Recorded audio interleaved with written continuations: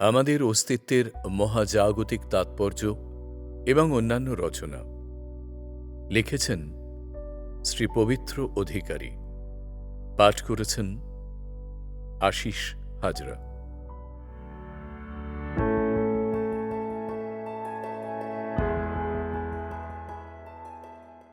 এক, আমাদের অস্তিত্বের মহাজাগতিক তাৎপর্য। আজকের দিনে মানুষ যেন এক মূল্যবোধহীন ফাঁপা সত্তায় পরিণত হয়েছে। জীবনের গভীরতা ও তাৎপর্য অনুধাবন করার বদলে আমরা ছুটে চলেছি ক্ষণস্থায়ী প্রাপ্তির পেছনে। অথচ আমরা ভুলে যাই যে আমাদের এই অস্তিত্ব, এই দেহ, এই প্রাণ শক্তি সবকিছুই মহাবিশ্বের এক অসাধারণ ও দুর্লভ উপহার। মহাজাগতিক এক সুদীর্ঘ যাত্রার ফসল আমরা, যার প্রতিটি কণা একে অপরের সাথে নিবিড়ভাবে সংযুক্ত। মহাজাগতিক ধূলিকণার সজীব রূপ। বিগ ব্যাংয়ের পর মহাবিশ্বের প্রথম মৌলিক উপাদান ছিল হাইড্রোজেন ও হিলিয়াম। কোটি কোটি বছর ধরে সেই গ্যাসীয় মেঘ থেকে জন্ম নিয়েছে বিশাল বিশাল নক্ষত্র। সেই নক্ষত্রগুলির জীবনে যখন ইতি ঘটেছে, তাদের মহাজাগতিক বিস্ফোরণ বা সুপারনোভার ফলে সৃষ্টি হয়েছে আমাদের দেহের বেশিরভাগ মৌলিক উপাদান: কার্বন, অক্সিজেন, লোহা এবং অন্যান্য। আমরা যেন সত্যি সত্যি সেই মৃত নক্ষত্রের ধূলিকণা বা স্টার ডাস্ট দিয়ে তৈরি। আমাদের এই পৃথিবী, যার 3/4 জল, এবং আমাদের এই শরীর, যার অধিকাংশই জল, হয়তো এই জলের উৎসও মহাকাশেই নিহিত। প্রকৃতি যেন এক নিপুণ শিল্পী, মহাবিশ্বের উপাদানগুলোকে একত্রিত করে প্রাণের এই জটিল কাঠামো তৈরি করেছে। আমাদের অস্তিত্ব তাই কোনো বিচ্ছিন্ন ঘটনা নয়, বরং মহাবিশ্বেরই এক চলমান অংশ। জীবনের দুর্লভতা ও আমাদের ভ্রান্ত মূল্যবোধ। মহাবিশ্বের বিশাল পরিসরে প্রাণের উৎপত্তি এক অত্যন্ত জটিল ও দুর্লভ প্রক্রিয়া। জীবনের জন্য অনুকূল পরিবেশ সৃষ্টি হওয়া প্রায় অসম্ভব। এই প্রসঙ্গে একটি সুন্দর উপমা দিয়ে বিষয়টি বোঝা যেতে পারে। আমরা যদি মহাবিশ্বে হীরা এবং কাঠের তুলনামূলক বিশ্লেষণ করি, তাহলে দেখা যাবে যে হীরা প্রচুর পরিমাণে থাকলেও কাঠ বা প্রাণের একটি অংশ তৈরি হওয়ার জন্য প্রয়োজনীয় জটিল প্রক্রিয়া ও অনুকূল পরিবেশ খুবই দুর্লভ। তবুও আমরা পৃথিবীতে কাঠ সহজলভ্য হওয়ায় তাকে কম মূল্যবান মনে করি, আর হীরাকে দুর্লভ মনে করে তাকেই বেশি মূল্য দিই। ঠিক একইভাবে আমরা জীবনের জটিলতা ও দুর্লভতা উপলব্ধি না করে এটিকে সহজলভ্য মনে করি এবং তুচ্ছ বস্তুগত প্রাপ্তিকে জীবনের সর্বোচ্চ মূল্যবোধ হিসেবে গণ্য করি। এটি আমাদের এক গভীর ভ্রান্ত ধারণা। প্রকৃতির মমতা এবং মস্তিষ্কের সংযোগ। প্রকৃতি আমাদের সৃষ্টি করেছে পরম মমতায়। মায়ের মতোই প্রকৃতি তার সন্তানকে ভালোবাসে। বৃষ্টিধারা সেই ভালোবাসারই এক প্রকাশ, যা পৃথিবীকে সজীব রাখে, আমাদের জীবন ধারণের জন্য প্রয়োজনীয় পরিবেশ তৈরি করে। যে অক্সিজেন আমরা গাছপালা ও অণুজীব থেকে পাই, তা গ্রহণ করে আমাদের জীবন সচল থাকে এবং তার অবর্তমানেই আমাদের মৃত্যু ঘটে। এই প্রাণবায়ুর আসা যাওয়া আমাদের জীবনেরই একটি অংশ। আমাদের মস্তিষ্ক, যা আমাদের অস্তিত্বের কেন্দ্রে, তার সাথেও মহাবিশ্বের এক গভীর সংযোগ রয়েছে। আমাদের চিন্তা, চেতনা, উপলব্ধি, এই সবই মহাজাগতিক যাত্রার এক চূড়ান্ত বিকাশ। এই সংযোগ উপলব্ধি করতে পারলেই আমরা জীবনের সঠিক মূল্যবোধ খুঁজে পাব। উপসংহার: আমাদের এই জীবন, আমাদের এই দেহ, সবকিছুই মহাজাগতিক ইতিহাসের এক অসামান্য পরিণতি। বিগ ব্যাং থেকে শুরু করে নক্ষত্রের মৃত্যু, জলের উৎপত্তি, প্রাণের বিকাশ, এই সব কিছুই কোনো সাধারণ ঘটনা নয়। আমরা সেই অসাধারণতার প্রতি উদাসীন হয়ে পড়েছি। আমাদের উচিত সেই দুর্লভ জীবনকে সঠিকভাবে উপলব্ধি করা, প্রকৃতির প্রতি কৃতজ্ঞ থাকা এবং বস্তুবাদিতার ঊর্ধ্বে উঠে জীবনের প্রকৃত মূল্যবোধকে সম্মান করা। আমাদের অস্তিত্বের এই মহাজাগতিক তাৎপর্য অনুধাবন করতে পারলেই মানুষ তার ফাঁপা শূন্যতা কাটিয়ে এক পরিপূর্ণ সত্তায় পরিণত হবে। 2. অন্তর্জগতের রহস্য ও পরম চেতনার উপলব্ধি, এক আধ্যাত্মিক পরিক্রমা। যোগা আমাদের শিখিয়েছে যে আমাদের প্রকৃত আনন্দ, আমাদের পরম শান্তি কখনোই বাইরের ক্ষণস্থায়ী জগতে নিহিত নয়। তা চিরকালই প্রবহমান আমাদের অন্তরাত্মার গভীরে, আমাদের ভিতরের অনাবৃত জগতে। এই অনন্ত মহাবিশ্বের সমস্ত অনাবিষ্কৃত রহস্য, সমস্ত অব্যক্ত সত্য লুকিয়ে রয়েছে আমাদেরই সত্তার নিভৃত কোণে। এই রহস্যময় অন্তর্জগতে প্রবেশ করাই মানব জীবনের শ্রেষ্ঠতম অভিযাত্রা। এই প্রবেশদ্বার উন্মোচন করলেই আমরা উপলব্ধি করতে পারব সৃষ্টির আদিমতম সত্য এবং আমাদের নিজস্ব অস্তিত্বের গভীরতম তাৎপর্য। সৃষ্টির আদিমতম লগ্নে যখন দিক দিগন্তে কেবলই নিশ্ছিদ্র অন্ধকার বিরাজমান ছিল, সেই অনন্ত শূন্যতার মাঝে এক অকল্পনীয় জ্যোতিষ্ক, এক পরম সত্তা যেন মোমবাতির আলোর মতো জ্বলছিল।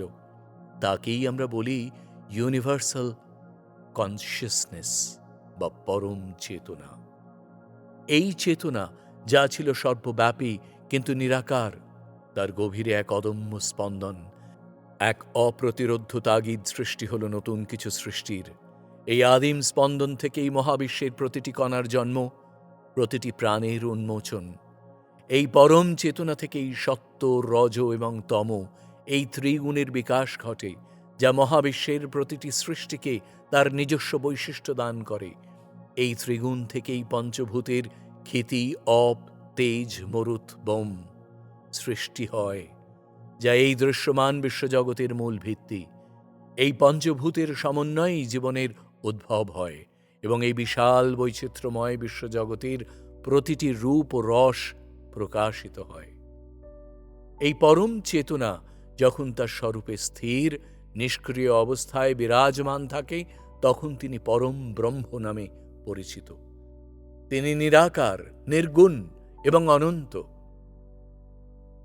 কিন্তু যখন এই চেতনা সৃষ্টির লীলায় মগ্ন হয়, তখন তিনি তাঁর অব্যক্ত শক্তিকে প্রকাশ করেন। তখন তিনি আদি শক্তিতে রূপান্তরিত হন। এই মহাবিশ্বের প্রতিটি স্পন্দন, প্রতিটি শক্তি, প্রতিটি সৃষ্টির মূলে রয়েছে এই আদি শক্তি। তিনি কেবল সৃষ্টির উৎস নন, তিনি এই অনন্ত মহাবিশ্বের নিয়ন্ত্রকও। এই আদি শক্তি মহামায়া রূপে প্রতিটি মস্তিষ্কের সঙ্গে নিগূঢ়ভাবে সংযুক্ত এবং সেখান থেকেই এই মহাবিশ্বের মায়াজাল এক আপাত বৈচিত্র্যময় বাস্তবতা সৃষ্টি হয়। আপাত দৃষ্টিতে ইউনিভার্সাল চেতনা এবং আদি শক্তিকে দুটি ভিন্ন সত্তা মনে হলেও গভীরতর উপলব্ধিতে তারা আসলে এক এবং অভিন্ন, একই সত্তার দুটি ভিন্ন প্রকাশ মাত্র। সেই ইউনিভার্সাল কনসিয়াসনেসকে আমরা নাথিংনেস বা পরম শূন্যতা বলতে পারি। এর কোনো নির্দিষ্ট আকার নেই, তিনি অসীম এবং নিরাকার, কিন্তু একই সাথে তিনি সর্বব্যাপী। তিনি প্রতিটি ক্ষুদ্রাতি ক্ষুদ্র কণা থেকে শুরু করে বিশালতম গ্যালাক্সি পর্যন্ত প্রতিটি প্রাণীর মধ্যে, প্রতিটি অস্তিত্বের গভীরে বিদ্যমান।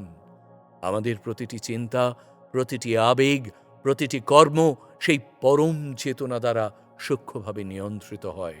আমরা প্রত্যেকেই সেই অসীম চেতনার এক ক্ষুদ্রাতি ক্ষুদ্র অংশ, যেন এক বিশাল মহাসাগরের এক বিন্দু জল। এই পরম চেতনাকে উপলব্ধি করার পথ হল আত্মানুসন্ধান এবং ধ্যান। ধ্যানের গভীর স্তরে প্রবেশ করে আমরা ইউনিভার্সাল কনসিয়াসনেসকে কিছুটা হলেও অনুভব করতে পারি।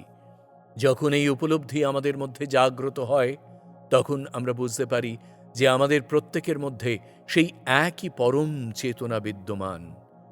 সেই জ্ঞান আমাদের মধ্যে এক গভীর সংযোগের অনুভূতি সৃষ্টি করে। আমরা তখন উপলব্ধি করি যে আমরা প্রত্যেকে প্রত্যেকের সঙ্গে অবিচ্ছেদ্যভাবে সংযুক্ত, কারণ আমরা সবাই সেই এক এবং অখণ্ড চেতনারই অংশ।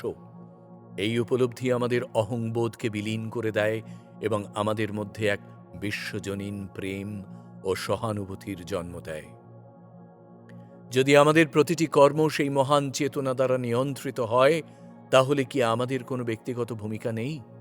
এই প্রশ্নটি অত্যন্ত গভীর এবং এর উত্তর হল হ্যাঁ, অবশ্যই আছে। এই মহান সৃষ্টিতে আমাদের প্রত্যেকের এক অনন্য এবং অপরিহার্য ভূমিকা রয়েছে। সেই ভূমিকা হলো আমাদের কর্ম। আমাদের কর্ম করার স্বাধীনতা আমাদের হাতেই রয়েছে। আমাদের আত্মা যদি চিরশুদ্ধ হয়, আমাদের কর্ম যদি শুভ ও মঙ্গলকারী হয়, তাহলে কোনো বন্ধনই আমাদের মুক্তিকে আটকাতে পারবে না। আমাদের কর্মই যুগ যুগ ধরে আমাদের ভাগ্য নির্ধারণ করে। কর্মের সুফল এবং কুফল উভয়ই আমাদের ভোগ করতে হবে। এই কর্মফল ভোগের মাধ্যমেই আমরা জন্মমৃত্যুর চক্র থেকেই ধীরে ধীরে মুক্ত হতে পারি এবং মোক্ষ লাভ করতে পারি। তখন আমরা সেই পরম চেতনার সাথে মিলিত হব এবং এই মহাবিশ্বের মায়াজাল থেকে সম্পূর্ণরূপে নিজেকে মুক্ত করতে পারব। জন্মমৃত্যুর এই অনন্ত চক্র থেকে মুক্তি লাভ করে যখন আমরা মোক্ষ অর্জন করব, তখন এই মহাবিশ্বের মায়াজাল থেকে আমরা সম্পূর্ণভাবে বিমুক্ত হব। আমাদের সীমাবদ্ধ চেতনা তখন সেই মহান ইউনিভার্সাল চেতনার সাথে পরিপূর্ণভাবে মিলিত হবে। এই পরম চেতনা স্থান এবং কাল উভয়কেই নিয়ন্ত্রণ করে। তাই তার সাথে একীভূত হওয়ার পর অতীত, বর্তমান এবং ভবিষ্যতের মধ্যে আমাদের কাছে যে কৃত্রিম প্রভেদ রয়েছে তা সম্পূর্ণরূপে নিশ্চিহ্ন হয়ে যায়। তখন আমরা সেই সত্যম, শিবম, সুন্দরম, যা সত্য, যা কল্যাণময় এবং যা সুন্দর, সেই সচ্চিদানন্দ ইউনিভার্সাল কনসিয়াসনেসের সাথে একাত্ম হতে পারব। এই উপলব্ধি কেবল জ্ঞান নয়, এটি পরম আনন্দ, পরম মুক্তি এবং মানব জীবনের চূড়ান্ত সার্থকতা। এটিই সেই অবস্থা যেখানে ব্যক্তিগত সত্তা বিশ্ব সত্তার সাথে বিলীন হয়ে যায় এবং আমরা আমাদের প্রকৃত অনন্ত স্বরূপকে আবিষ্কার করি। ৩. অনুভবের জগতের বাইরে। আমরা যে অনুভব করি তাই সত্যি মনে করি, কিন্তু আমাদের অনুভবের জগতের বাইরেও একটা বিশাল জগৎ রয়েছে।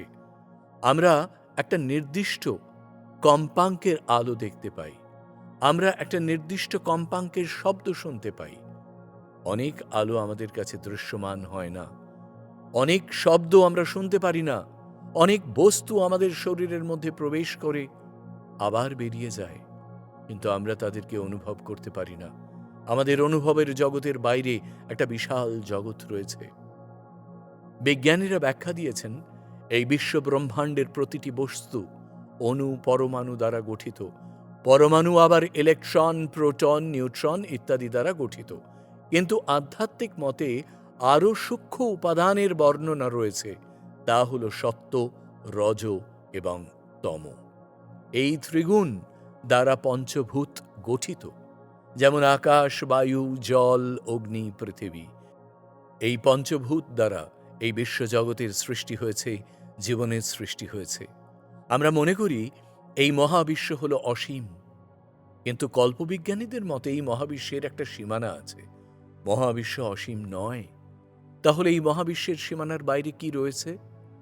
সমান্তরাল আরও অনেকগুলো মহাবিশ্ব পরপর অবস্থান করছে। মাল্টিভার্সের ধারণা এখান থেকেই শুরু হয়েছে। মাল্টিভার্স হলো খুব জটিল একটা তথ্য। বিভিন্ন মহাবিশ্বে যেমন সময়ের পার্থক্য আছে, ঠিক তেমনি বিভিন্ন মহাবিশ্বে সময়ের গতিও ভিন্ন হয়।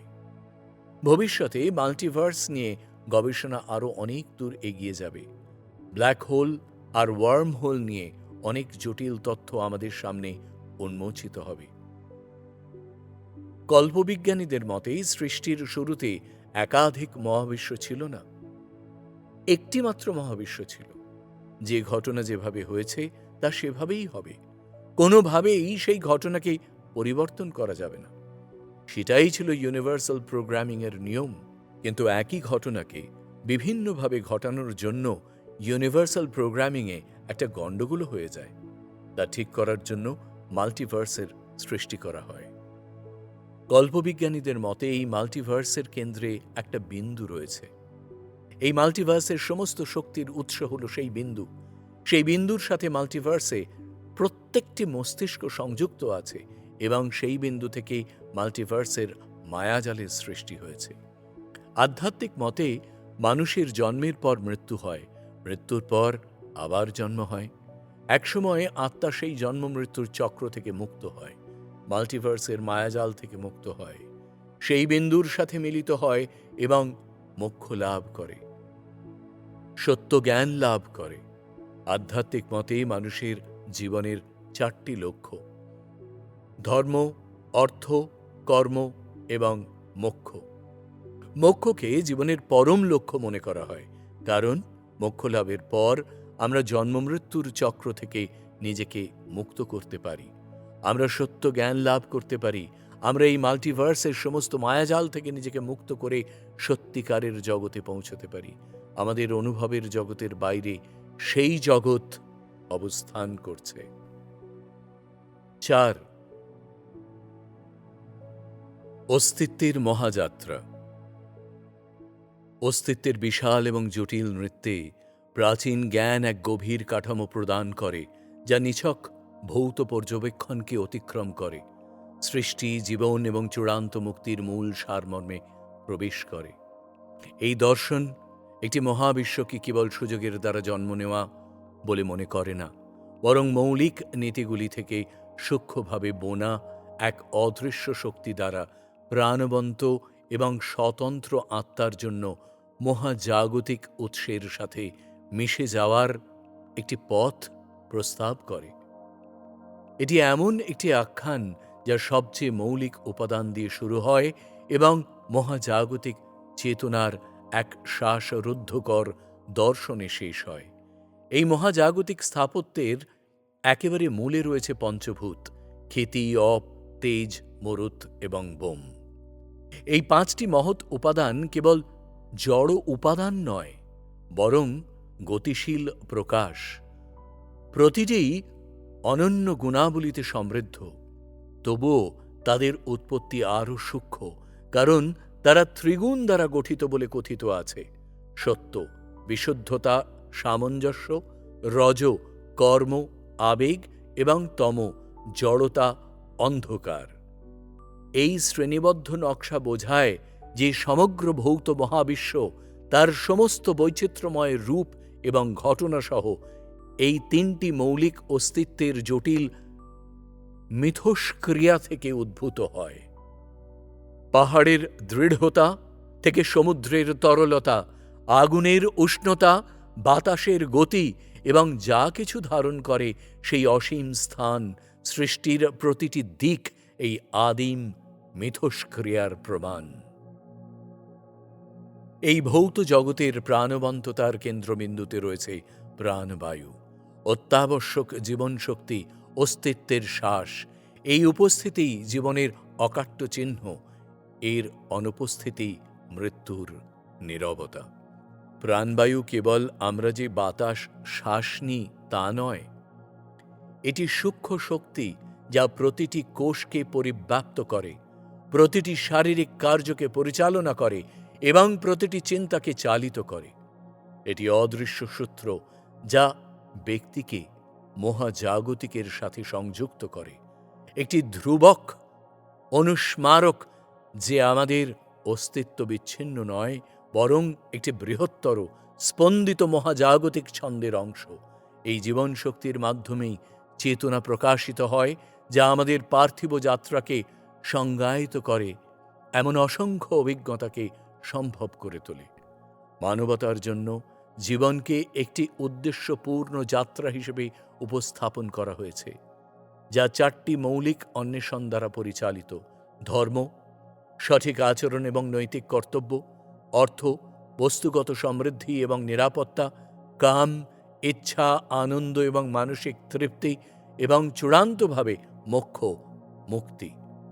প্রথম 3টি যখন বিশ্বের সাথে আমাদের জড়িত থাকার বিষয়টিকে নিয়ন্ত্রণ করে, মোক্ষ তখন শিখর হিসাবে দাঁড়িয়ে আছে, জন্ম ও মৃত্যুর নিরন্তর চক্র থেকে চূড়ান্ত মুক্তি।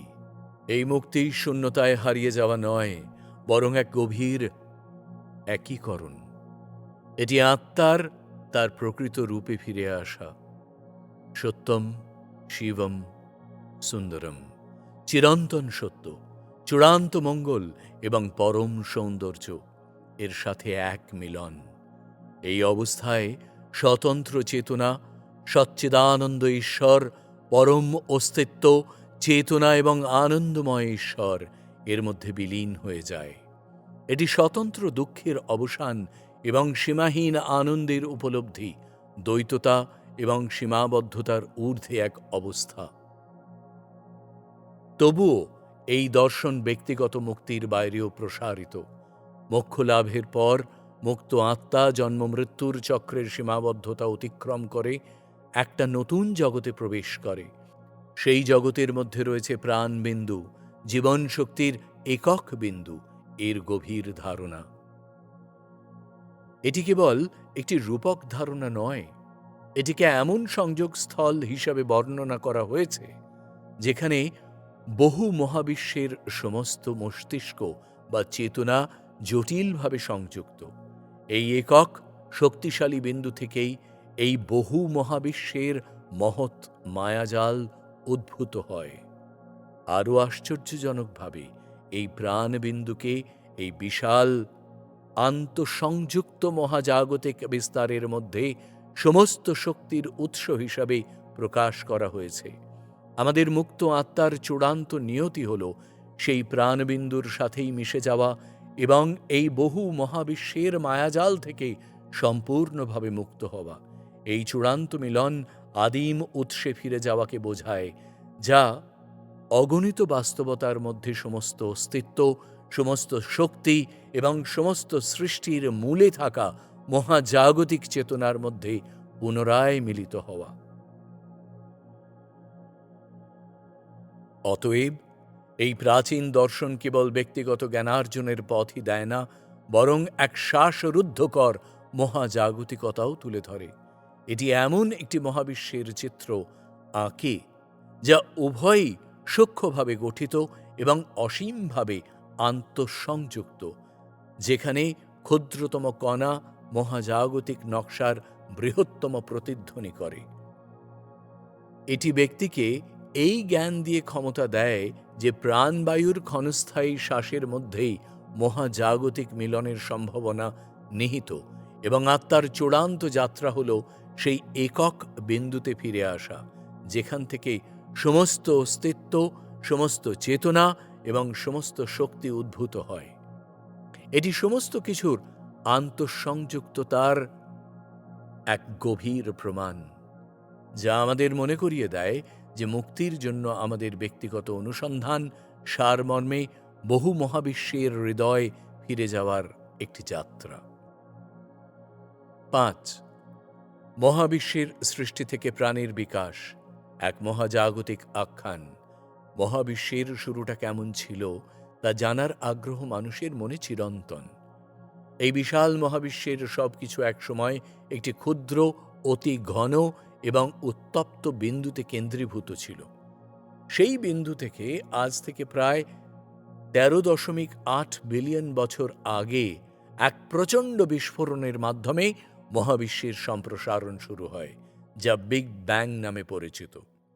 এই মহাবিস্ফোরণই আমাদের পরিচিত মহাবিশ্বের জন্ম দেয়। শুরুতে মহাবিশ্ব ছিল কেবলই শক্তি আর মৌলিক কণা দিয়ে ভরা এক উত্তপ্ত গ্যাসীয় মেঘ। যদিও বিগ ব্যাংকে প্রায়শই আমাদের মহাবিশ্বের সূচনা হিসেবে দেখা হয়, কিছু মহাজাগতিক তত্ত্ব এই সম্ভাবনাটিও অন্বেষণ করে যে এটি পরবর্তী মহাবিশ্বের শেষও হতে পারে, যা মহাবিশ্বের একটি চক্রাকার, কখনো শেষ না হওয়া সিরিজের দিকে পরিচালিত করে। নক্ষত্রের জন্ম ও ভারী মৌলের সৃষ্টি। বিগ ব্যাংয়ের পর মহাবিশ্ব ঠান্ডা হতে শুরু করে। ধীরে ধীরে মৌলিক কণাগুলো একত্রিত হয়ে হাইড্রোজেন এবং হিলিয়ামের মতো হালকা মৌল গঠন করে। এই গ্যাসীয় মেঘগুলো মহাকর্ষের প্রভাবে একত্রিত হতে শুরু করে এবং বিশাল বিশাল মেঘপুঞ্জ তৈরি করে। এই মেঘপুঞ্জের ভেতরের অংশেই পদার্থের ঘনত্ব এত বেশি হয়ে যায় যে সেখানকার তাপমাত্রা এবং চাপ অবিশ্বাস্য মাত্রায় বেড়ে যায়। এই প্রচণ্ড চাপ এবং তাপের ফলে একসময় সেই মেঘপুঞ্জের কেন্দ্রে পারমাণবিক সংযোজন বা নিউক্লিয়ার ফিউশন প্রক্রিয়া শুরু হয়। এই নিউক্লিয়ার ফিউশনের মাধ্যমেই হাইড্রোজেন পরমাণু হিলিয়ামে রূপান্তরিত হয় এবং এই প্রক্রিয়ায় বিপুল পরিমাণ শক্তি নির্গত হয়। এভাবেই জন্ম হয় প্রথম নক্ষত্রদের। নক্ষত্র হল মহাবিশ্বের এক আশ্চর্য শক্তিঘর। নিউক্লিয়ার ফিউশন প্রক্রিয়ায় আইনস্টাইনের বিখ্যাত সূত্র অনুসারে সামান্য ভর শক্তিতে রূপান্তরিত হয়। এই শক্তিই নক্ষত্রের উজ্জ্বল আলো এবং তাপের উৎস, যা আমাদের এই মহাবিশ্বকে আলোকিত করে। নক্ষত্রগুলো কেবল আলোই ছড়ায় না, তারা জীবনের জন্য অপরিহার্য ভারী মৌলও তৈরি করে। প্রথম দিকে নক্ষত্রগুলো কেবল হাইড্রোজেনকে হিলিয়ামে রূপান্তর করত, কিন্তু যখন নক্ষত্রের কেন্দ্রের হাইড্রোজেন শেষ হয়ে যায়, তখন এটি আরও ভারী মৌল যেমন কার্বন, অক্সিজেন, নাইট্রোজেন ইত্যাদি তৈরি করতে শুরু করে। বিশাল নক্ষত্রদের মধ্যে এই প্রক্রিয়া চলতে থাকে এবং শেষ পর্যন্ত লোহা পর্যন্ত ভারী মৌল তৈরি হয়। সুপারনোভা, কৃষ্ণগহ্বর এবং এক অন্তহীন মহাজাগতিক কাঠামো। নক্ষত্রদেরও জীবনচক্র আছে। একসময় তাদের জ্বালানি শেষ হয়ে যায়। ছোট এবং মাঝারি আকারের নক্ষত্ররা শান্তভাবে তাদের জীবন শেষ করে, কিন্তু সূর্যের চেয়ে অনেক গুণ বড় নক্ষত্ররা এক ভয়ঙ্কর বিস্ফোরণের মধ্যে দিয়ে তাদের জীবন শেষ করে, যা সুপারনোভা নামে পরিচিত। এই সুপারনোভা বিস্ফোরণে এত বেশি শক্তি নির্গত হয় যে লোহা থেকে আরও ভারী মৌল যেমন সোনা, রূপা, ইউরেনিয়াম ইত্যাদি তৈরি হয়। এই বিস্ফোরণের মাধ্যমে নক্ষত্রের সমস্ত পদার্থ মহাবিশ্বে ছড়িয়ে পড়ে। কিছু বিশাল নক্ষত্রের সুপারনোভা বিস্ফোরণের পর তাদের কেন্দ্রের অবশিষ্টাংশ এতটাই ঘন হয়ে যায় যে তারা একটি কৃষ্ণগহ্বরে পরিণত হয়। কৃষ্ণগহ্বর হল মহাবিশ্বের এমন এক অঞ্চল যেখানে মহাকর্ষীয় টান এত বেশি যে আলো সেখান থেকে পালাতে পারে না। এই কৃষ্ণগহ্বরগুলো মহাবিশ্বের রহস্যময় অংশ, যা স্থান কালের গঠনকে বিকৃত করে। কিছু তত্ত্বে ধারণা করা হয় যে কৃষ্ণগহ্বরের গভীরে ওয়ার্মহোল থাকতে পারে, যা মহাবিশ্বের দুটি ভিন্ন বিন্দুকে সংযুক্তকারী একটি কাল্পনিক সুড়ঙ্গ, এমনকি একটি ভিন্ন মহাবিশ্বের সাথেও সংযোগ স্থাপন করতে পারে। একটি মহাবিশ্বের শেষ বিন্দু সম্ভবত একটি সমান্তরাল মহাবিশ্বের শুরুর বিন্দু হতে পারে, যা মহাজাগতিক কাঠামোতে এক অন্তহীন চক্রেরই ইঙ্গিত দেয়। পৃথিবীর জন্ম ও প্রাণীর আবির্ভাব। এই ছড়িয়ে পড়া পদার্থের মেঘ থেকে নতুন নক্ষত্র এবং গ্রহমণ্ডলীর জন্ম হয়। আমাদের সূর্য এভাবেই প্রায় 4.6 বিলিয়ন বছর আগে একটি বিশাল গ্যাস ও ধূলিকণার মেঘ থেকে জন্ম নিয়েছিল। সূর্যের চারপাশে যে অবশিষ্ট পদার্থ ছিল তা একত্রিত হয়ে আমাদের সৌরজগতের বিভিন্ন গ্রহের সৃষ্টি করে। এর মধ্যে একটি বিশেষ গ্রহ হল আমাদের পৃথিবী। পৃথিবী যখন নতুন তৈরি হচ্ছিল, তখন এটি একটি উত্তপ্ত গলিত পদার্থের পিণ্ড ছিল। ধীরে ধীরে এর পৃষ্ঠ ঠান্ডা হয়ে কঠিন হয়। আগ্নেয়গিরির অগ্ন্যুৎপাত থেকে জলীয় বাষ্প, কার্বন ডাইঅক্সাইড এবং অন্যান্য গ্যাস নির্গত হতে থাকে, যা পৃথিবীর প্রাথমিক বায়ুমণ্ডল তৈরি করে। এই জলীয় বাষ্প ঘনীভূত হয়ে অবিরাম বৃষ্টি সৃষ্টি করে, যা মহাসাগরগুলো তৈরি করে। প্রাণের বিকাশ এক মহাজাগতিক উত্তরাধিকার। প্রাণের জন্য অপরিহার্য উপাদানগুলো জল, কার্বন, নাইট্রোজেন এবং অক্সিজেন, যা আসলে প্রাচীন নক্ষত্রদের ভিতরে তৈরি হয়েছিল, তা এখন পৃথিবীতে একত্রিত হয়েছে। পৃথিবীতে প্রাণের অনুকূল পরিবেশ তৈরি হওয়ার পর এই মৌলিক উপাদানগুলো থেকে জটিল জৈব অণুর সৃষ্টি হয়। এই অণুগুলো একত্রিত হয়ে প্রথম সরল প্রাণ, যেমন এককোষী জীবের জন্ম দেয়। কয়েক বিলিয়ন বছর ধরে বিবর্তনের মাধ্যমে এই সরল প্রাণগুলো থেকে ক্রমশ জটিল প্রাণের বিকাশ ঘটে। জলচর প্রাণী থেকে স্থলচর প্রাণী, সরীসৃপ থেকে স্তন্যপায়ী এবং শেষ পর্যন্ত মানুষের উদ্ভব হয়। মানুষের মস্তিষ্কের বিকাশ এই মহাজাগতিক আখ্যানের সবচেয়ে অসাধারণ অধ্যায়। আমাদের মস্তিষ্ক, যা আমাদের চিন্তা, চেতনা, আবেগ এবং সৃজনশীলতার কেন্দ্র, সেই মস্তিষ্কের নিউরনগুলো একে অপরের সাথে যেভাবে সংযুক্ত থাকে, তার মধ্যে মহাবিশ্বের নিজস্ব কাঠামোর প্রতিফলন দেখা যায়। অনেকে বিশ্বাস করেন আমাদের চেতনা এবং মস্তিষ্কের কার্যকারিতা কোথাও না কোথাও মহাবিশ্বের সেই আদিম শক্তির সাথে সংযুক্ত, যা বিগ ব্যাং থেকে শুরু করে প্রতিটি মহাজাগতিক ঘটনাকে ধারণ করে চলেছে। এভাবেই আমরা সেই মহাবিশ্বেরই অংশ, যা আমাদের ভিতরে এবং বাইরে উভয় দিকেই বিস্তৃত। 6. বিজ্ঞান, ব্রহ্ম এবং আদিশক্তি। বিজ্ঞান আমাদের শিখিয়েছে, যদি আপনি মহাবিশ্ব, গ্যালাক্সি, ব্ল্যাক হোলের মতো বৃহত্তর স্তর বুঝতে চান, তবে আপনাকে অণু এবং পরমাণুর ক্ষুদ্রতর স্তরের গঠন বুঝতে হবে। পরমাণু প্রোটন, ইলেকট্রন, নিউট্রন ইত্যাদি দিয়ে তৈরি। আধ্যাত্মিক তত্ত্ব আমাদের আরও মৌলিক উপাদান সম্পর্কে শিক্ষা দিয়েছে, যা এই মহাবিশ্ব তৈরি করেছে, আর তা হল ত্রিগুণ। পঞ্চভূত বা 5টি মৌলিক উপাদান এই ত্রিগুণ দ্বারা তৈরি: সত্ত্ব, রজ এবং তম। এই 5টি উপাদান হল আকাশ, বায়ু, জল, পৃথিবী এবং অগ্নি। এই 5টি উপাদান পঞ্চভূত মহাবিশ্ব তৈরি করেছে। এই 5টি উপাদান পঞ্চভূত জীবন সৃষ্টি করেছে। যদি আমরা আধ্যাত্মিক স্তরের কোনো গভীরে যাই, তাহলে আমরা বুঝতে পারব যে এই 5টি মৌলিক উপাদান দ্বারা সৃষ্ট এই মহাবিশ্ব আসলে একটি মায়া। সত্য শুধু এক এবং অদ্বিতীয় ঈশ্বর। অদ্বৈত বেদান্ত দর্শনে সেই ঈশ্বরকে ব্রহ্ম বলা হয়। ব্রহ্মের কোনো আকার নেই, তিনি নিরাকার এবং সর্বব্যাপী। আমরা সেই নিরাকার ব্রহ্মকে সাকার রূপে শিব, কৃষ্ণ বিভিন্ন রূপে আরাধনা করি। তাই তো মহাপুরুষেরা বলেছেন, যত মত তত পথ। বিজ্ঞান প্রমাণ করেছেন যে বিগ ব্যাং তত্ত্বের হিসেবে একটি বিন্দু থেকে এই মহাবিশ্ব সৃষ্টি হয়েছে এবং সুদূর ভবিষ্যতে আবার এই মহাবিশ্ব সংকুচিত হয়ে সেই বিন্দুতে মিলিত হবে। আধ্যাত্মিক বিশ্বাস অনুসারে এই মহাবিশ্ব ব্রহ্ম থেকে সৃষ্টি হয়েছে এবং সুদূর ভবিষ্যতে এই মহাবিশ্ব একদিন সেই ব্রহ্মের সাথে মিলিত হবে। আমাদের মহাবিশ্বের ভাষা হল গণিত।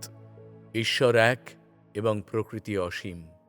আমাদের এই মহাবিশ্ব শূন্য নামক একটি ভিত্তির উপর বিদ্যমান। শূন্য মানে মায়া, শূন্য মানে কিছুই না। এক, শূন্য এবং অসীমের মিলনের মাধ্যমে এই মহাবিশ্বের সৃষ্টি হয়েছে। প্রকৃতি রহস্যময় এবং গণিত হল এই রহস্যের সমাধান। তাই আপনি যদি এই মহাবিশ্বকে জানতে চান, তবে গণিত ছাড়া আর কোনো উপায় নেই। বিজ্ঞান আমাদের শিখিয়েছে আমাদের মহাবিশ্ব শক্তি দ্বারা নিয়ন্ত্রিত। সেই শক্তির কোনো গঠন বা ধ্বংস নেই। সেই শক্তির কোনো শুরু বা শেষ নেই। শক্তি কেবল এক রূপ থেকে অন্য রূপে স্থানান্তরিত হয়। ভরকে শক্তিতে এবং শক্তিকে ভরে রূপান্তর করাও সম্ভব। আধ্যাত্মিক স্তরে আমরা আদিশক্তির বর্ণনা পাই। আদিশক্তির অর্থ হল পরম শক্তি। এখন প্রশ্ন, ব্রহ্ম যদি একমাত্র সত্যি হয়, তাহলে কি আদিশক্তি হল মায়া? হয়তো না, কারণ ব্রহ্ম এবং আদিশক্তি হল অভিন্ন, ঠিক যেমন সময় এবং স্থান অবিচ্ছেদ্য। যদি ব্রহ্ম অগ্নি হয়, তাহলে আদিশক্তি হল সেই আগুনের তেজ। ব্রহ্ম হল পরম চেতনা। যখন ব্রহ্ম সক্রিয় আকারে থাকে, তখন আমরা তাকে আদিশক্তি বা পরম শক্তি বলতে পারি। সমগ্র বিশ্ব সেই আদিশক্তি দ্বারা নিয়ন্ত্রিত হয়। ব্রহ্ম বা আদিশক্তি হল সেই শক্তি যা এই বিশ্বকে নিয়ন্ত্রণ করছে। সেই শক্তির কিছু অংশ আমরা ধ্যানের মাধ্যমে অনুভব করতে পারি। 7. পরিবর্তনের শাশ্বত নিয়ম। জীবনের গভীর দর্শন। এই মহাবিশ্বে যদি কোনো চিরন্তন সত্য থেকে থাকে, তাহলে তা হল পরিবর্তন। সৃষ্টি থেকে বিনাশ পর্যন্ত, অণু থেকে মহাবিশ্ব পর্যন্ত সবকিছুই এক নিরন্তর প্রবাহমান ধারার অধীন। আমাদের জীবনও এর ব্যতিক্রম নয়।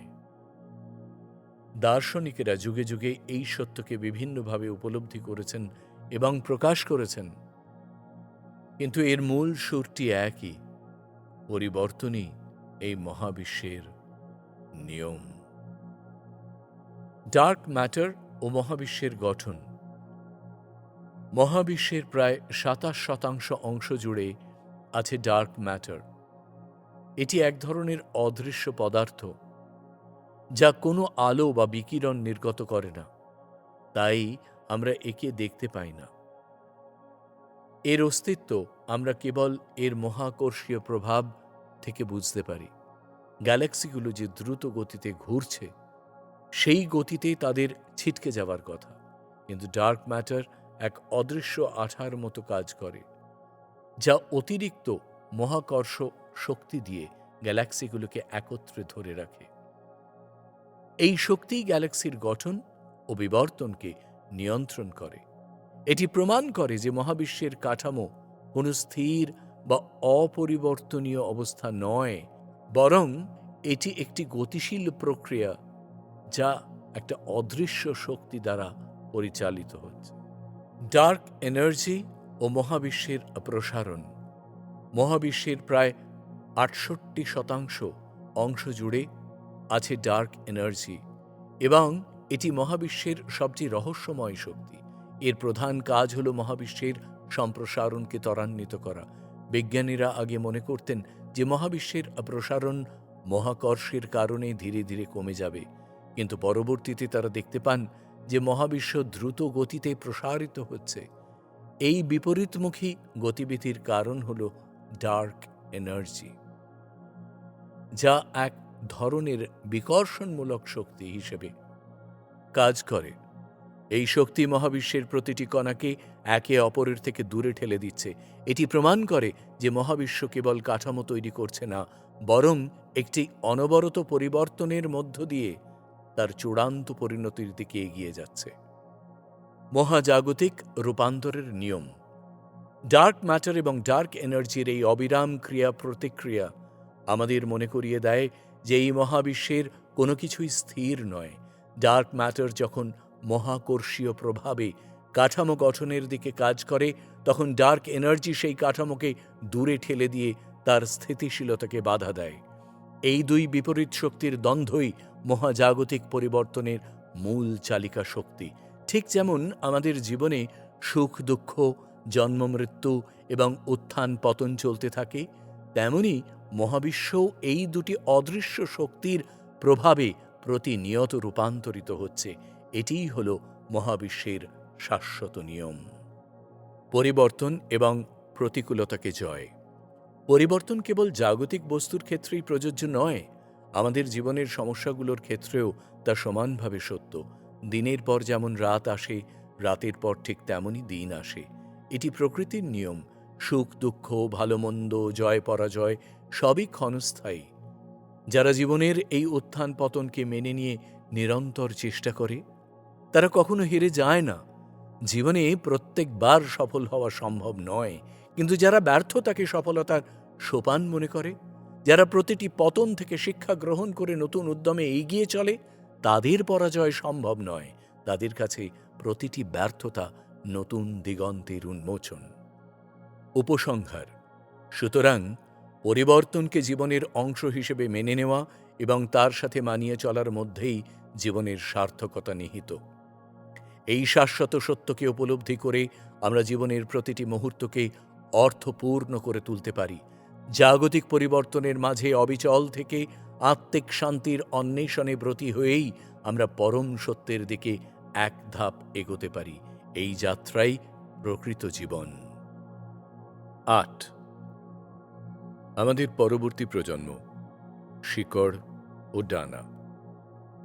আমাদের পরবর্তী প্রজন্মকে গড়ে তোলার ক্ষেত্রে আমাদের এক সুদূর প্রসারী দায়িত্ব রয়েছে। তাদের কেবল জ্ঞান ও দক্ষতা দিয়ে সজ্জিত করলেই হবে না, বরং তাদের মধ্যে এমন কিছু মৌলিক মূল্যবোধ প্রথিত করতে হবে যা তাদের জীবনকে এক সুসংহত পথে চালিত করবে। এই মূল্যবোধগুলিই হবে তাদের শিকড়, যা তাদের মাটির সাথে যুক্ত রাখবে, এবং ডানা, যা তাদের উড়তে শেখাবে অসীম সম্ভাবনার দিকে। প্রথমত, তাদের মধ্যে প্রকৃতির প্রতি গভীর ভালোবাসা জাগিয়ে তোলা অপরিহার্য। এই পৃথিবীর প্রাকৃতিক সম্পদ সীমিত এবং এর অপচয় ও অপব্যবহার বন্ধ করা আমাদের নৈতিক কর্তব্য। লোভ এবং নির্বুদ্ধিতার বশবর্তী হয়ে যেন প্রকৃতিকে ধ্বংস না করি, আমাদের বসবাসের জন্য অনুপযুক্ত করে না তুলি, সেই শিক্ষা তাদেরকে দিতে হবে। আমাদের কার্যকলাপের ফলে যেন অন্য কোনো প্রাণী বিপন্ন বা বিলুপ্ত না হয়ে যায়, প্রকৃতির ভারসাম্য যেন নষ্ট না হয়, এই বিষয়ে তাদের সচেতন করতে হবে। প্রকৃতির সাথে সহাবস্থান এবং তার সংরক্ষণই ভবিষ্যৎ প্রজন্মের জন্য একটি সুস্থ পরিবেশ নিশ্চিন্ত করবে। দ্বিতীয়ত, মানবিক মূল্যবোধের বিকাশ অত্যন্ত জরুরি। তাদের শেখাতে হবে কিভাবে অসহায় মানুষের পাশে দাঁড়াতে হয়, দুর্বলদের উপর যেন তারা কোনো অত্যাচার না করে, বরং তাদের প্রতি সহানুভূতিশীল হয়ে পাশে গিয়ে দাঁড়ায়, সেই শিক্ষা দিতে হবে। সেবা মানুষের পরম ধর্ম, এই মন্ত্রটি তাদের হৃদয়ে গেঁথে দিতে হবে। মানুষ এবং অন্যান্য প্রাণীর প্রতি ভালোবাসা ও শ্রদ্ধাবোধ তাদের মধ্যে বিকশিত করা প্রয়োজন। এই সহানুভূতিশীল মানসিকতা তাদের সামাজিক দায়িত্ববোধকে সুদৃঢ় করবে।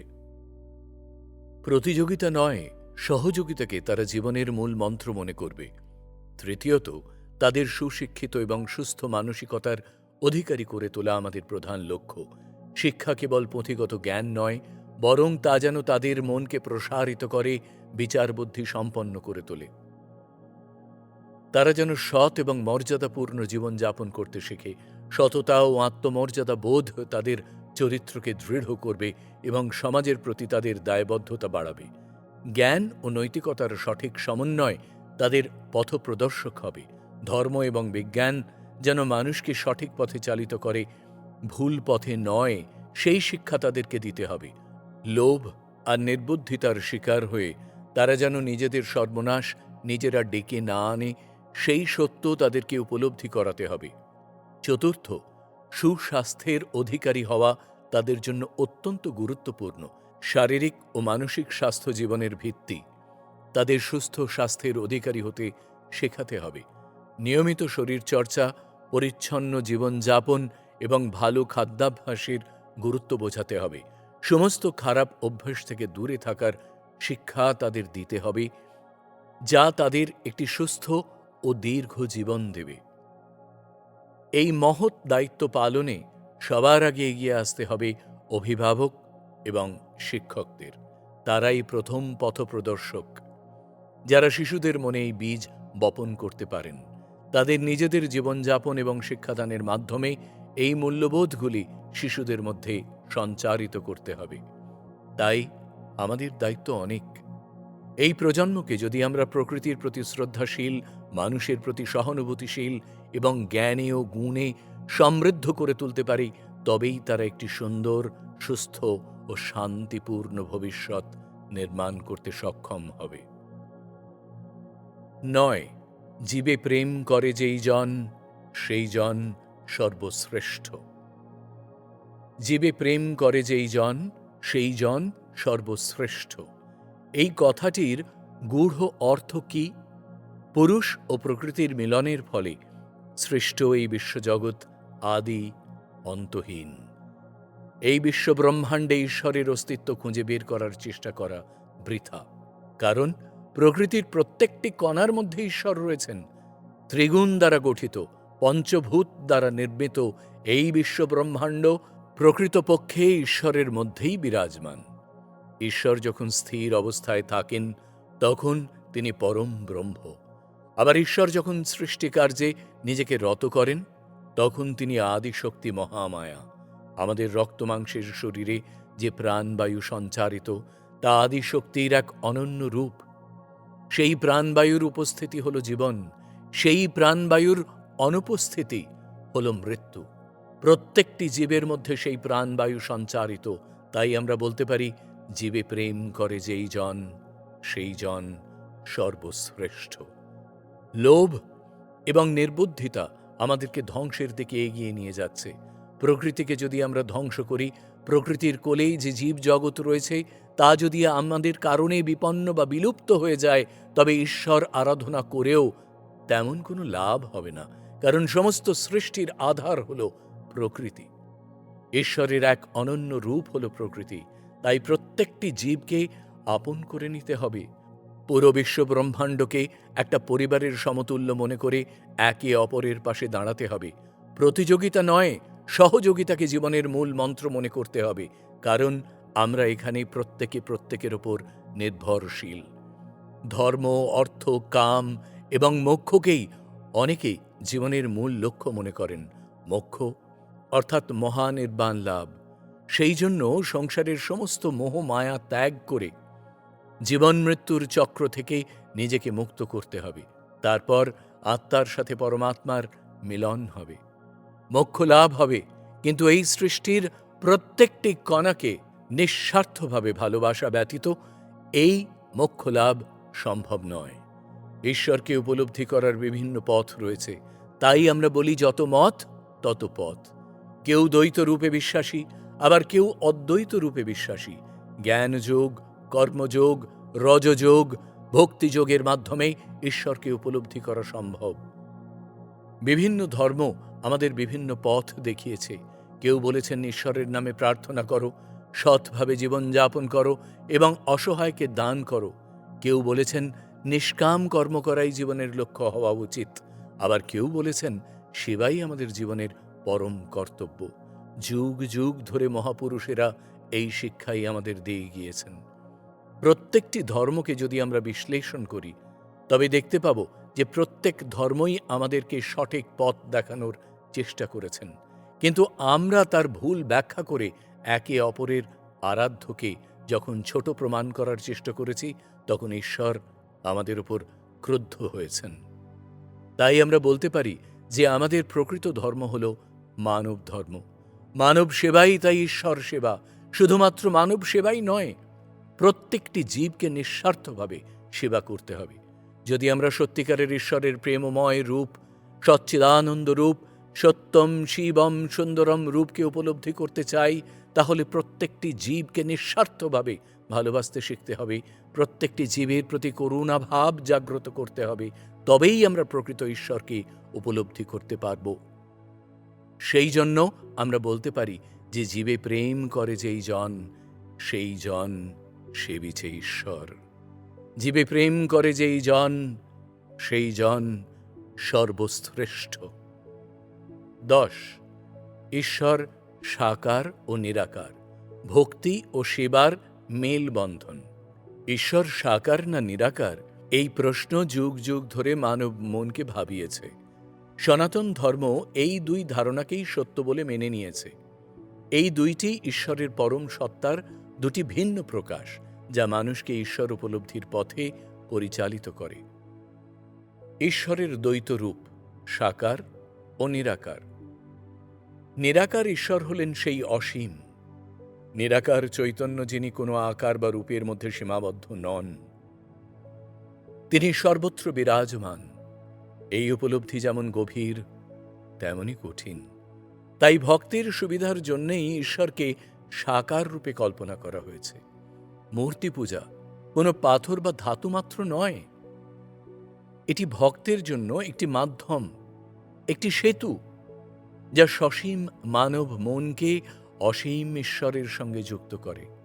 একটি মূর্তির সামনে যখন একজন ভক্ত দাঁড়ান, তখন তিনি কেবল একটি জড় বস্তুকে পূজা করেন না, বরং সেই মূর্তির মাধ্যমে তিনি অসীমের প্রতি তাঁর ভক্তি ও প্রেম নিবেদন করেন। এই সাকার রূপ মনের একাগ্রতা বৃদ্ধি করে এবং ভক্তকে নিরাকার সত্তার কাছে পৌঁছনোর পথে সাহায্য করে। ঈশ্বর প্রাপ্তির সহজতম পথ মনন না কর্ম? অনেকের ধারণা শুধুমাত্র ঈশ্বর চিন্তায় মগ্ন থাকা বা প্রার্থনা করাই ঈশ্বর প্রাপ্তির একমাত্র উপায়। কিন্তু মহাপুরুষেরা ভিন্ন কথা বলে গিয়েছেন। তাঁরা দেখিয়েছেন ঈশ্বরের সান্নিধ্য লাভের জন্য শুধুমাত্র ভাববিলাসী হলে হবে না, কর্মের মাধ্যমে তাকে উপলব্ধি করতে হবে। ঈশ্বর প্রাপ্তির সহজতম এবং শ্রেষ্ঠ পথটি হল তাঁর সৃষ্ট জীবকে ভালোবাসা ও সেবা করা। কর্মই ভক্তি, শিব জ্ঞানে জীব সেবা। যদি ঈশ্বর সর্বব্যাপী হন, তাহলে তিনি প্রতিটি জীবের মধ্যে বিদ্যমান।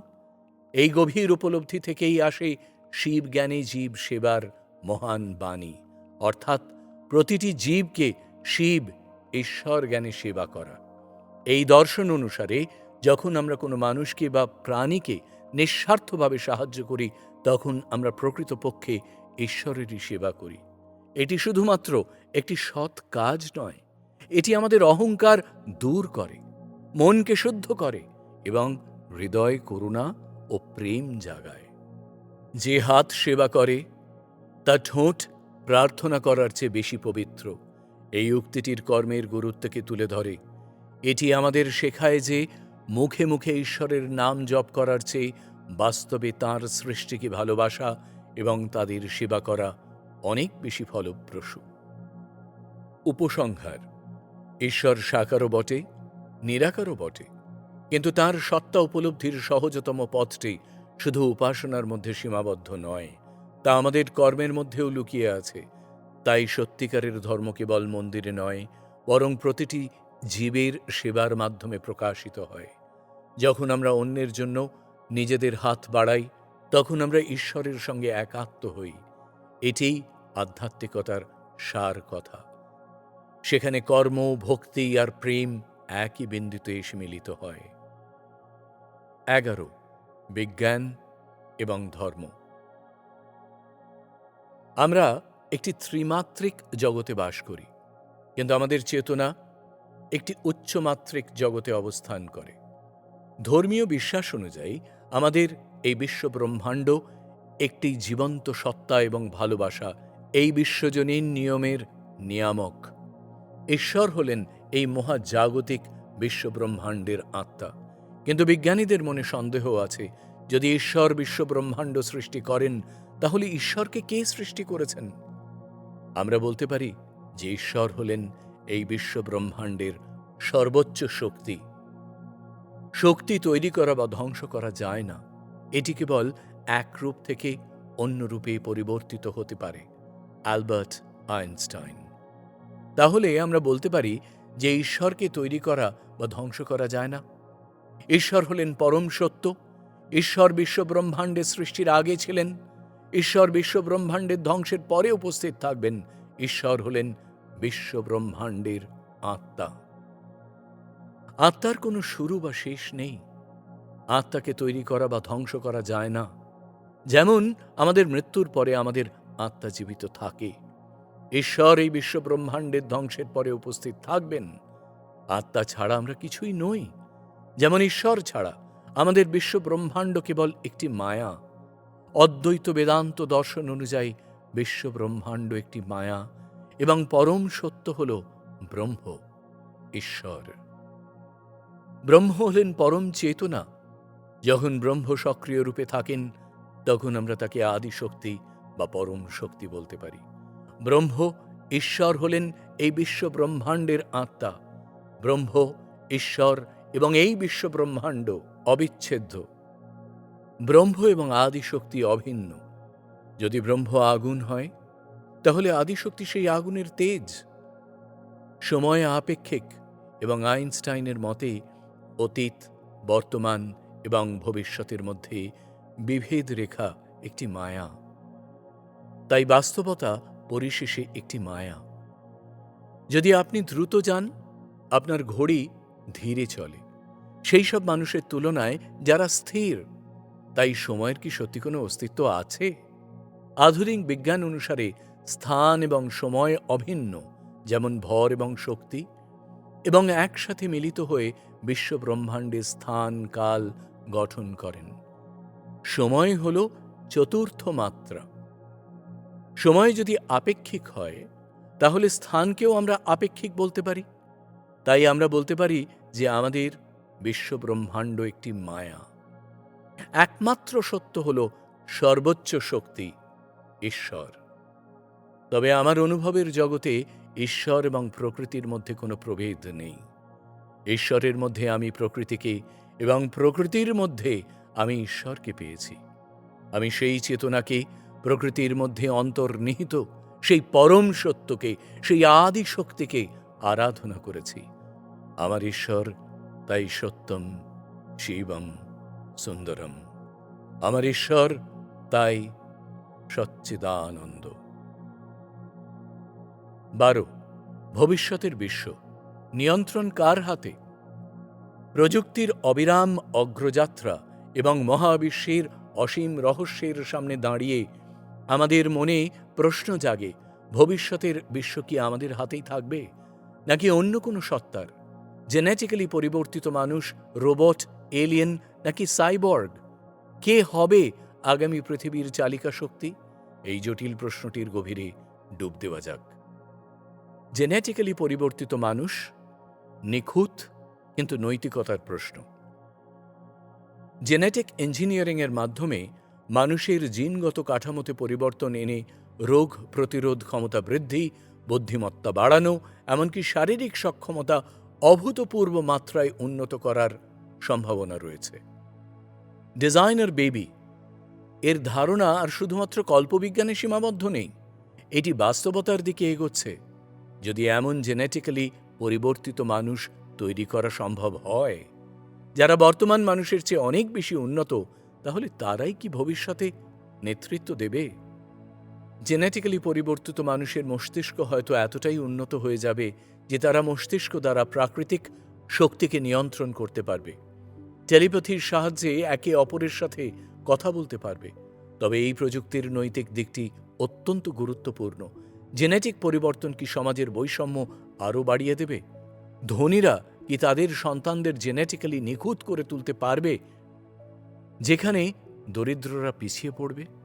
এই প্রযুক্তি মানব জাতির প্রাকৃতিক বিবর্তনকে কোন দিকে নিয়ে যাবে তা নিয়ে বিতর্ক রয়েই গেছে। রোবট বুদ্ধিমত্তা ও কর্মদক্ষতার এক নতুন দিগন্ত। কৃত্রিম বুদ্ধিমত্তা এবং রোবোটিক্সের দ্রুত বিকাশ মানুষের দৈনন্দিন জীবনে বিপ্লব ঘটাচ্ছে। শিল্প থেকে শুরু করে স্বাস্থ্যসেবা, সামরিক ক্ষেত্র থেকে মহাকাশ গবেষণা, রোবট এখন সর্বত্র। এমন একদিন কি আসবে যখন রোবট এতটাই বুদ্ধিমান হবে যে তারা নিজেদের সিদ্ধান্ত নিজেরাই নিতে পারবে, মানুষের উপর নির্ভরশীল না হয়ে? যদি রোবট সচেতন হয়ে ওঠে এবং নিজেদের অস্তিত্ব টিকিয়ে রাখার জন্য কাজ করে, তাহলে কি তারা মানব জাতিকে ছাড়িয়ে যাবে? অনেক বিজ্ঞানী মনে করেন শক্তিশালী কৃত্রিম বুদ্ধিমত্তা মানব সভ্যতার জন্য একটি সম্ভাব্য হুমকি হতে পারে। যদি কৃত্রিম বুদ্ধিমত্তা মানুষের নিয়ন্ত্রণ থেকে বেরিয়ে যায়, তাহলে তা মানব প্রজাতির অস্তিত্বের জন্যই বিপদ ডেকে আনতে পারে। তবে অন্যরা মনে করেন কৃত্রিম বুদ্ধিমত্তা এবং রোবট মানুষের সহযোগী হিসেবেই থাকবে, মানব সমাজের অগ্রগতিকে সাহায্য করবে। এলিয়েন এক মহাজাগতিক রহস্য। আমাদের সৌরজগতের বাইরে কি বুদ্ধিমান প্রাণের অস্তিত্ব আছে? এই প্রশ্নটি মানব প্রজাতিকে শতাব্দীর পর শতাব্দী ধরে কৌতূহলী করে রেখেছে। যদি কোনো উন্নত এলিয়েন সভ্যতা পৃথিবীতে আসে, তাহলে তাদের সঙ্গে আমাদের সম্পর্ক কেমন হবে? তারা কি বন্ধুত্বপূর্ণ হবে, নাকি আমাদের গ্রহের ওপর আধিপত্য বিস্তার করতে চাইবে? এলিয়েনদের আগমন নিঃসন্দেহে মানব ইতিহাসের সবচেয়ে বড় ঘটনা হবে। তাদের প্রযুক্তি এবং জ্ঞান আমাদের ধারণার বাইরেও উন্নত হতে পারে। এমন পরিস্থিতিতে মানব জাতি কি তাদের সঙ্গে প্রতিযোগিতায় টিকে থাকতে পারবে, নাকি তাদের নিয়ন্ত্রণে চলে যাবে? আমরা যেমন কীট পতঙ্গের সাথে আচরণ করি, উন্নত এলিয়েনরা কি পৃথিবী জয় করার পর আমাদের সাথেও তেমন আচরণ করবে?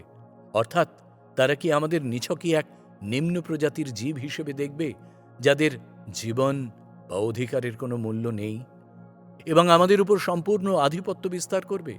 বর্তমানে এলিয়েনদের অস্তিত্ব এখনো নিশ্চিত নয়, কিন্তু মহাবিশ্বের বিশালতা এই সম্ভাবনাকে উড়িয়ে দেয় না।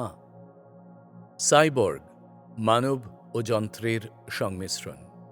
সাইবর্গ হল এমন একটি সত্তা যেখানে জৈবিক এবং যান্ত্রিক উপাদান একত্রিত হয়। অর্থাৎ মানুষ যখন শরীরের বিভিন্ন অংশে ইলেকট্রনিক বা যান্ত্রিক ডিভাইস যুক্ত করে নিজের ক্ষমতা বৃদ্ধি করে, তখন তাকে সাইবর্গ বলা যেতে পারে। যেমন কৃত্রিম হাত পা, ব্রেন চিপ বা সেন্সর, যা মানুষের সংবেদনশীলতা বাড়ায়।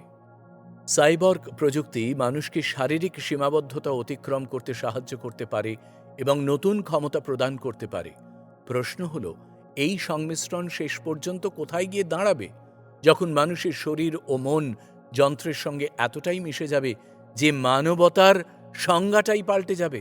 তখন কি তারা বর্তমান মানুষের চেয়ে উন্নত একটি প্রজাতিতে রূপান্তরিত হবে?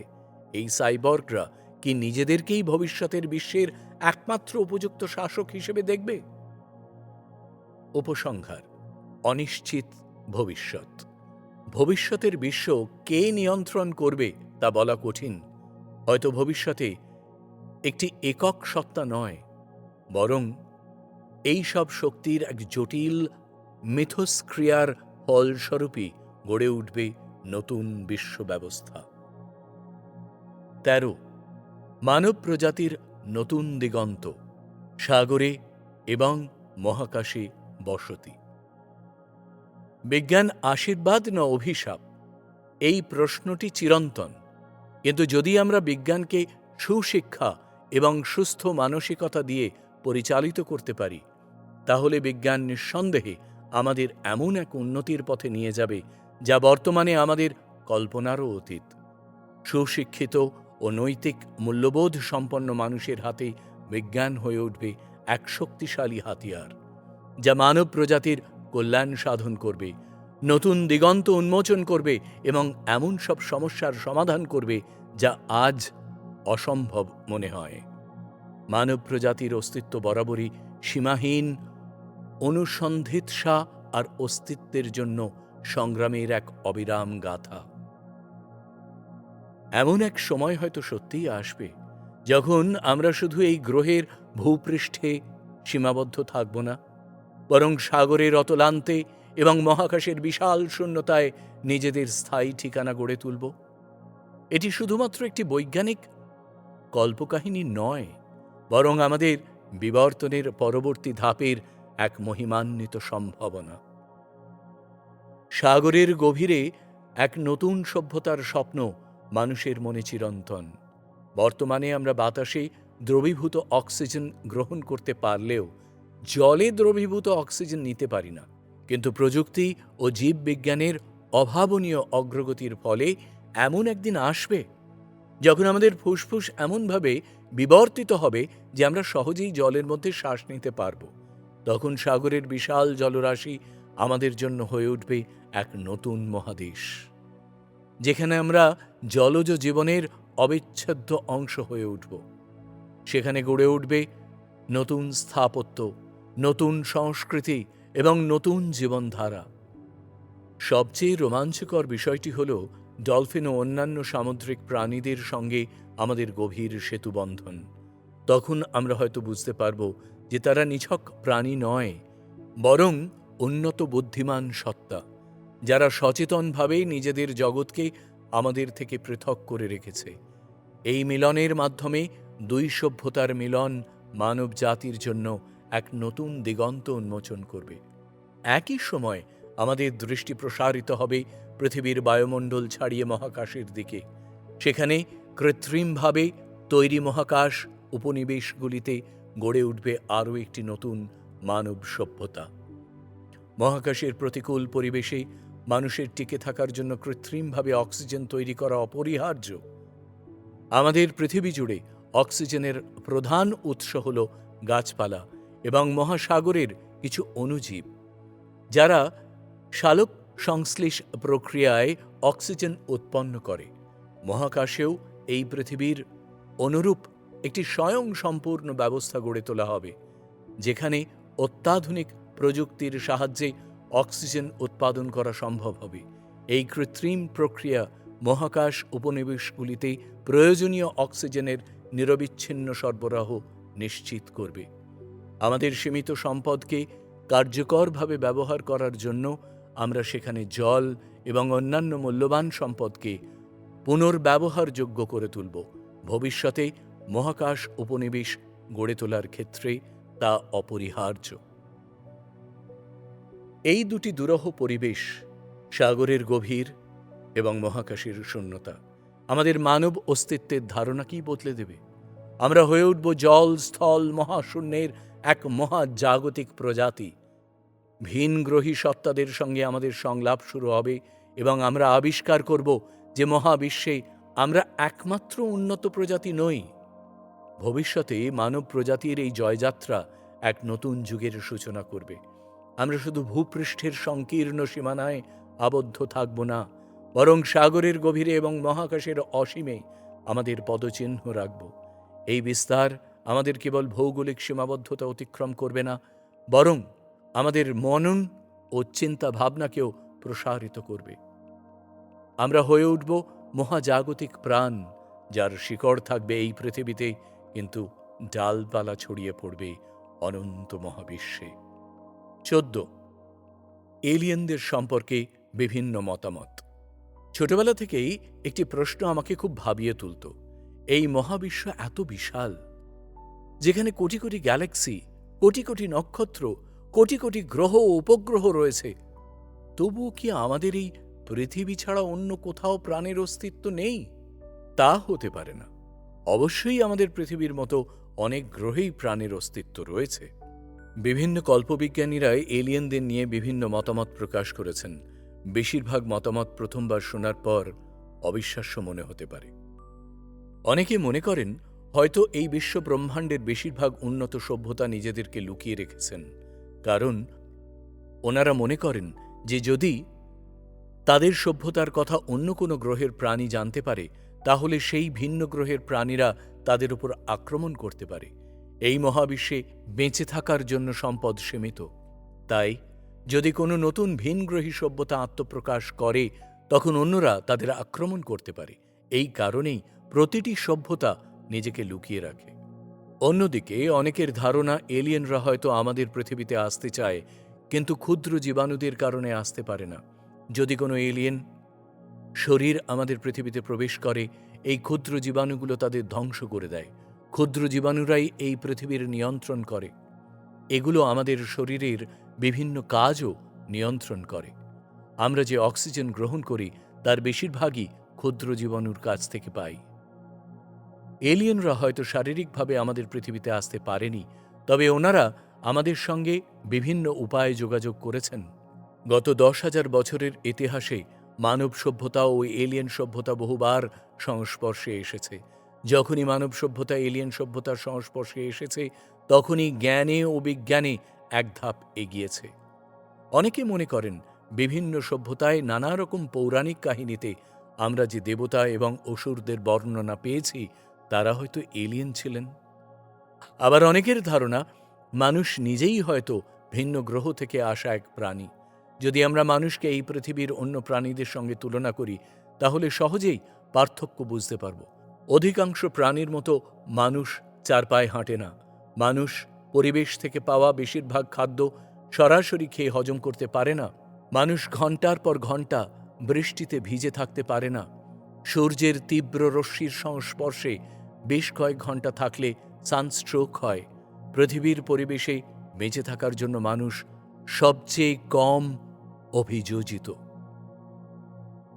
অনেকের বিশ্বাস এই পৃথিবী একটা বিশাল মহাজাগতিক কারাগারের মতো। এক সময় মানুষের পূর্বপুরুষেরা একটি অজানা গ্রহে বাস করত। তারা মস্তিষ্ক দিয়ে প্রাকৃতিক শক্তিগুলো নিয়ন্ত্রণ করতে পারত, কিন্তু তারা এতটাই দুর্নীতিগ্রস্ত হয়ে পড়েছিল যে নিজেদের ধ্বংসের কারণ হয়েছিল।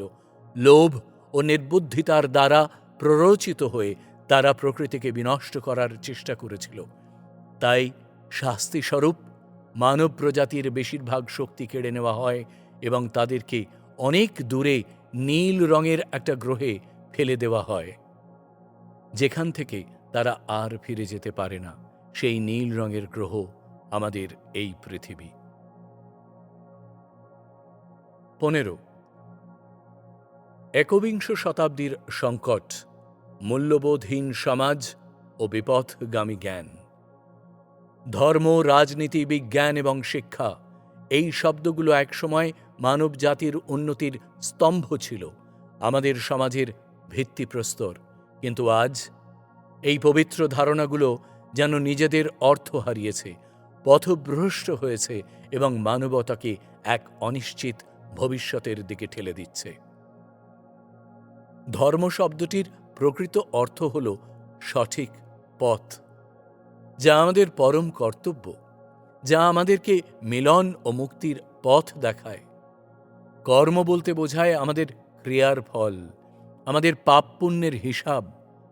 এই ধর্ম ও কর্মের সঠিক উপলব্ধি আমাদেরকে এক উন্নত জীবনের দিকে চালিত করার কথা ছিল।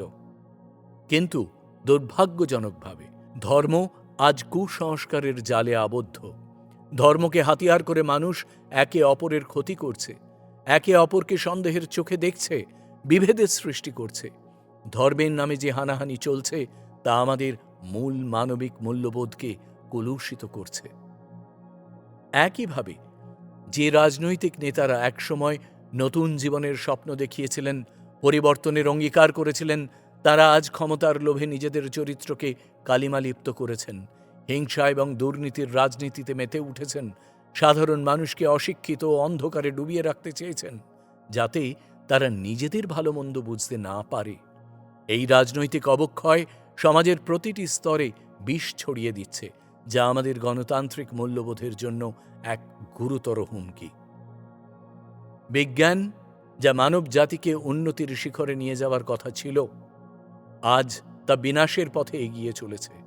পারমাণবিক অস্ত্র, পরিবেশ দূষণ এবং প্রযুক্তির অপব্যবহার আমাদের গ্রহকে বসবাসের অযোগ্য করে তুলছে। যে শিক্ষা আমাদের মনকে উদার করার কথা ছিল, তা আজ আমাদের মনকে আরো সংকীর্ণ করে তুলেছে। বিভেদ ও বিদ্বেষের জন্ম দিচ্ছে। চারিদিকে পরিবেশ দূষিত হচ্ছে। প্রাকৃতিক সম্পদ আমরা যেভাবে অপচয় ও অপব্যবহার করছি, তাতে আমাদের ধ্বংস অনিবার্য হয়ে উঠছে। এই পৃথিবী ধীরে ধীরে মানুষের বসবাসের জন্য অনুপযুক্ত হয়ে উঠছে। ধর্ম, রাজনীতি, বিজ্ঞান প্রত্যেকেরই একটি সুন্দর পৃথিবী গড়ার অপার সম্ভাবনা ছিল, কিন্তু আজ সবই ভুল পথে পরিচালিত হচ্ছে। এই বিপথগামিতা থেকে মুক্তি পেতে হলে আমাদের প্রয়োজন শুভবুদ্ধির জাগরণ। যদি আমাদের মনে শুভবুদ্ধি জাগ্রত না হয়, তাহলে কোনো কিছুই আমাদের প্রকৃত উন্নতির পথে নিয়ে যেতে পারবে না, বরং বিনাশের দিকেই ঠেলে দেবে। আসুন আমরা সকলে মিলে এই অন্ধকার থেকে বেরিয়ে আসার পথ খুঁজি, ধর্মকে তার প্রকৃত অর্থে ফিরিয়ে আনি, যেখানে মানবতা ও সহমর্মিতা প্রধান। রাজনীতির ক্ষেত্রে সততা ও জনসেবাকে প্রাধান্য দিই, বিজ্ঞানকে মানব কল্যাণে ব্যবহার করি এবং শিক্ষাকে মননের বিকাশে কাজে লাগাই। আমাদের সম্মিলিত প্রচেষ্টাই পারে এই পৃথিবীকে আবারও বাসযোগ্য করে তুলতে, যেখানে শান্তি, সম্প্রীতি এবং প্রগতি বিরাজ করবে। 16. অস্তিত্বের সংকট ও মানব প্রজাতির দায়, এক আত্মসমীক্ষা। আমাদের বিশ্বকে গ্রাসকারী ব্যাপক অভাব কোনো প্রাকৃতিক ঘটনা নয়, বরং মানব প্রজাতির কার্যকলাপের এক ভয়াবহ পরিণতি। এর মূলে রয়েছে সম্পদের অপচয়, অপব্যবহার এবং অসম বণ্টন, যা এমন এক দুর্ভোগের জন্ম দেয় যা দারিদ্রতা রূপে প্রকাশ পায়, এক অভিশাপ যা সম্পূর্ণরূপে আমাদের নিজেদের সৃষ্টি। প্রতিদিন অসংখ্য প্রাণ অনাহারে বিলীন হয়ে যায়, এক মর্মান্তিক সংখ্যা যা প্রায়শই অলিখিত থেকে যায়। তা হল পৃথিবীর প্রাচুর্যকে সমানভাবে ভাগ করতে আমাদের ব্যর্থতার ফলস্বরূপ এক নীরব গণহত্যা। অপরিহার্য সম্পদের এই নিরন্তর অপচয় অনাগত প্রজন্মের জন্য এক অস্তিত্বের হুমকি সৃষ্টি করে। বিশেষ করে পানীয় জল ও বিদ্যুতের আমাদের বেহিসেবি ব্যবহার ভবিষ্যতের গুরুতর সংকটের পূর্বাভাস দেয়। যেভাবে আমরা প্রকৃতির দেওয়া ভালোবাসাকে অবজ্ঞা করছি, তাতে মানব প্রজাতি হয়তো কেবল অস্তিত্বের জন্য এক পাশবিক লড়াইয়ে নেমে পড়বে, শেষ পর্যন্ত নিজেদেরই ধ্বংসের কারণ হবে। এই পথ যদি অপরিবর্তিত থাকে, তবে অদূর ভবিষ্যতে চরম পরিবেশগত বিপর্যয় এবং তীব্র সামাজিক সংঘাত অবশ্যম্ভাবী। আমরা এই গ্রহে অতিথি হিসেবে এসেছিলাম, প্রকৃতির অসীম আতিথেয়তার সুবিধাভোগী হয়ে, কিন্তু অদম্য লোভ এবং গভীর মূর্খতার কবলে পড়ে আমরা বাস্তুতন্ত্রের ভারসাম্য নষ্ট করার স্থপতি হয়ে উঠেছি। প্রকৃতির সূক্ষ্ম ভারসাম্যের উপর এই নিরন্তর আক্রমণ হয়তো অনিবার্যভাবে আমাদের পতন ডেকে আনবে। হয়তো আমরা যখন থাকব না, প্রকৃতি তার অপরিবর্তনীয় প্রজ্ঞায় এক নতুন, আরও উন্নত প্রজাতির জন্ম দেবে, যারা প্রতিযোগিতার মুষ্টির বদলে সহযোগিতার হাত বাড়িয়ে দেবে। মানব প্রজাতির শ্রেষ্ঠ গুণাবলী ছিল সকল জীবের প্রতি সহানুভূতি ও মমতা, যা আমাদের অন্যান্য প্রাণীদের থেকে আলাদা করেছিল। সম্মিলিতভাবে বসবাসের প্রতি আমাদের সহজাত প্রবণতা, সমাজ গড়ে তোলার আমাদের ক্ষমতা, অভিযোজনের যাত্রায় আমাদের অনেক এগিয়ে নিয়ে গিয়েছিল।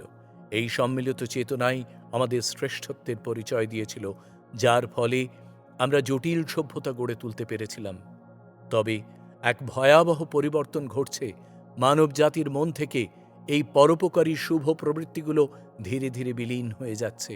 অন্যান্য প্রাণীদের প্রতি সহানুভূতি ও মমতা কমে যাচ্ছে এবং নির্জনভাবে বসবাসের আকাঙ্ক্ষা আমাদের সহজাত সামাজিক প্রবৃত্তিকে ছাপিয়ে যাচ্ছে।